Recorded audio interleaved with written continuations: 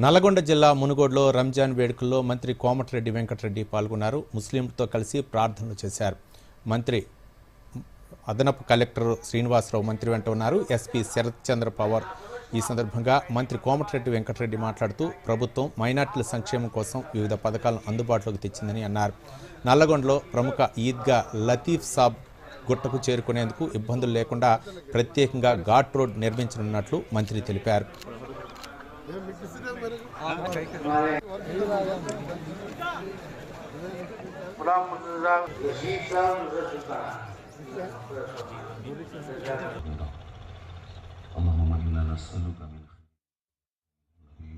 రంజాన్ జరుపుకునే సందర్భంగా అందులో భాగంగా నల్గొండ ఈద్గాకు వచ్చేసిన ముస్లిం సోదర సోదరిమణులకు, మౌలానా ఐసానుద్దీన్ గారికి, ఇంకా ఇతర మసీదుల మౌలానాలకు, ప్రత్యేకించి దేశంలో ఉన్న ముస్లింలందరికీ కూడా రంజాన్ శుభాకాంక్షలు తెలియజేసుకుంటూ, ముఖ్యంగా తెలంగాణ ముస్లింల శ్రద్ధ పట్ల వచ్చిన తెలంగాణ కాంగ్రెస్ పార్టీ సెక్యులర్ పార్టీలో మీరందరూ కూడా మా ప్రభుత్వం రావడంలో కీలక పాత్ర పోషించిన మీకు సెక్యులర్ పార్టీ మినిస్టర్గా, ఒక సీనియర్ మినిస్టర్గా రేవంత్ రెడ్డి గారి నాయకత్వంలో మా క్యాబినెట్ తప్పకుండా మీకు అండగా ఉంటుంది.